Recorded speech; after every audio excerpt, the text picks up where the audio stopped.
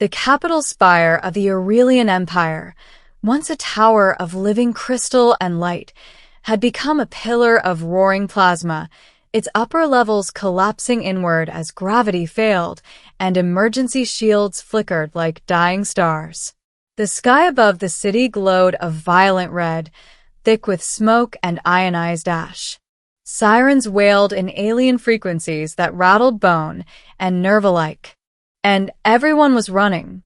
Aurelian nobles, soldiers, and attendants fled the palace grounds in panicked waves, abandoning protocol, honor, and even royalty in their desperate race for survival. Dropships screamed into the air, overfilled and unstable, their pilots ignoring clearance codes as they escaped the doomed spire. Everyone fled. Everyone except one human. Lieutenant Aaron Hale stood at the edge of the evacuation zone, his face streaked with soot, his breath ragged inside his scorched combat suit. Behind him, human Marines shouted for him to move, to board the last shuttle before the blast radius expanded. Their voices were frantic, edged with fear. Ahead of him, inside the collapsing inferno, was the princess of the Aurelian Empire. And Aaron Hale was not leaving her to die. Beginning a fragile alliance. Humans were still new to the galactic stage. Only 30 standard cycles had passed since humanity's first faster-than-light jump, and less than half that since contact with the Aurelian Empire, a species tall and luminous, their skin traced with faint bioluminescent patterns that shifted with emotion. They were ancient, powerful, and deeply proud. At first, the Aurelians had dismissed humans as another short-lived species, useful perhaps as mercenaries or laborers. But humanity surprised them. Humans adapted quickly. They learned faster. And, more troubling to many Aurelian nobles, humans possessed a strange and dangerous trait. They did not know when to surrender.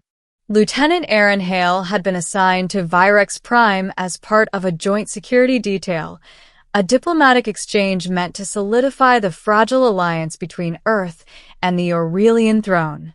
His job was simple: protect delegates, follow orders, and avoid political disasters. He had not expected to become the personal guard of Princess Serelith. Serelith was unlike the cold, distant royalty Aaron had studied in briefings. She was curious, sharp-witted, and quietly brave. She asked questions about Earth, about oceans and storms and human art. She laughed, softly, like chimes, at his awkward attempts to explain baseball. And she treated him like a person, not a lesser species. That alone had earned her Aaron's loyalty. The day of the disaster began with ceremony. The queen herself, Empress Valoria, presided over a summit celebrating the formal military alliance between humans and Aurelians. Banners of living light draped the spire. Diplomats gathered.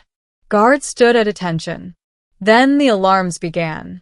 An extremist faction, Aurelian purists who believed humanity was a contamination, had sabotaged the spire's energy core. The explosion did not destroy the tower outright. It did something far worse. It turned the upper levels into a vertical furnace. Within minutes, evacuation orders echoed through the palace. Emergency corridors sealed. Anti-grav systems failed. Flames fed on the spire's exotic materials, burning hotter and faster than any fire Aaron had ever seen. Princess Serelith had been trapped above the collapse line. Middle, into the fire. "Lieutenant, we have no time," Serelith had said, her voice steady despite the heat rippling the air around them. "You must leave. That is an order." Aaron had looked at her then, really looked at her. Her luminous markings flickered in distress, but her posture was straight, regal even in the face of death. "With respect, Your Highness," he replied, "humans don't follow orders like that." The evacuation corridor behind them was already failing. The only route left led upward, into the inferno consuming the spire's ceremonial wing. Aurelian guards hesitated. They were brave by their standards, but Aurelians were not a species built for heat. Their biology favored light and energy, not flame. Already, several had collapsed from thermal shock. Aaron knew the odds. His suit was rated for extreme conditions, but not this. Not prolonged exposure to plasma fires and collapsing architecture. Still, when the princess stumbled as the floor buckled beneath her, Aaron did not think. He moved.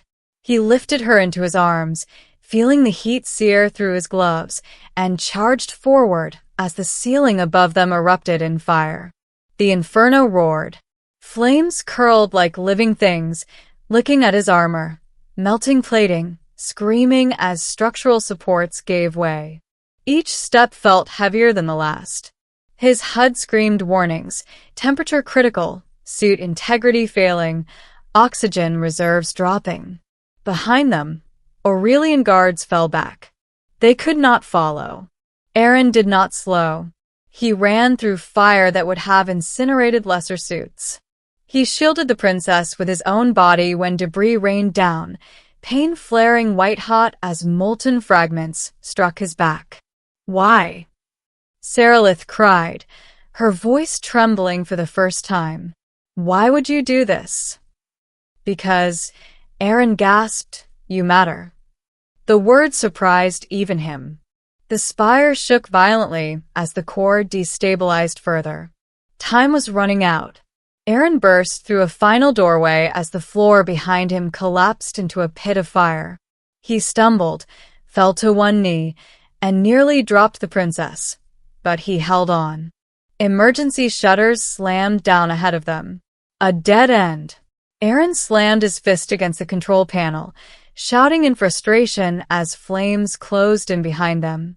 The heat was unbearable now. His vision blurred. His suit alarms fell silent one by one as systems failed. He activated his emergency beacon. "Human shuttle, this is Lieutenant Hale," he rasped. "I have the princess. Coordinates attached. Get us out now." Silence. Then, faintly, through the roar of fire, came the sound of engines. The ceiling exploded outward as a human dropship punched through the spire's outer wall, armored hull glowing red-hot. A winch cable snapped down.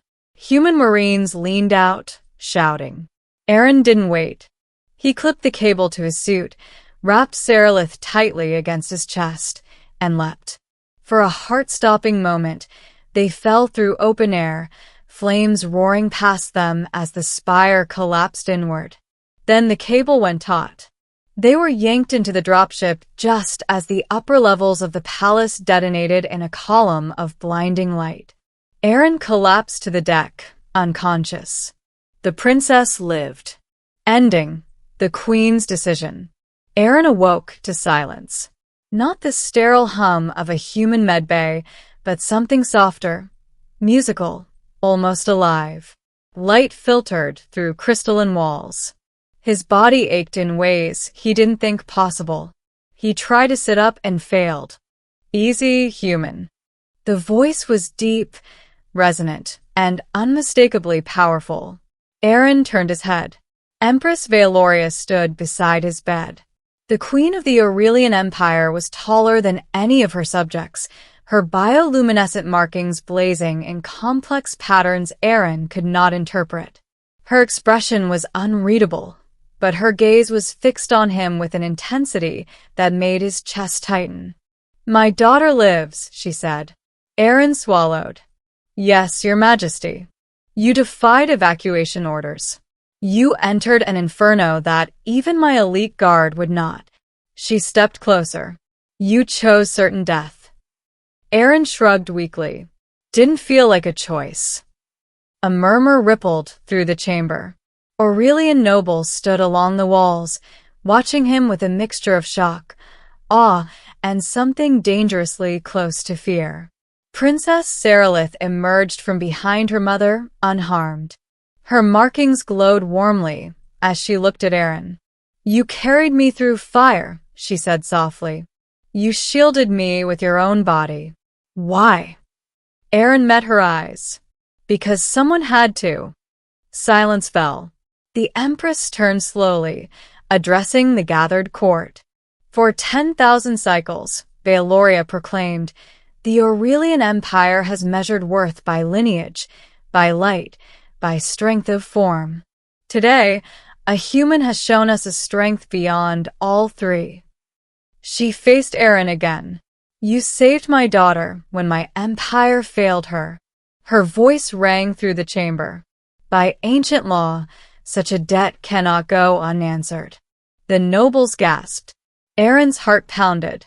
Your Majesty, I didn't. Silence. Veloria commanded gently. She raised her hand, light swirling around her.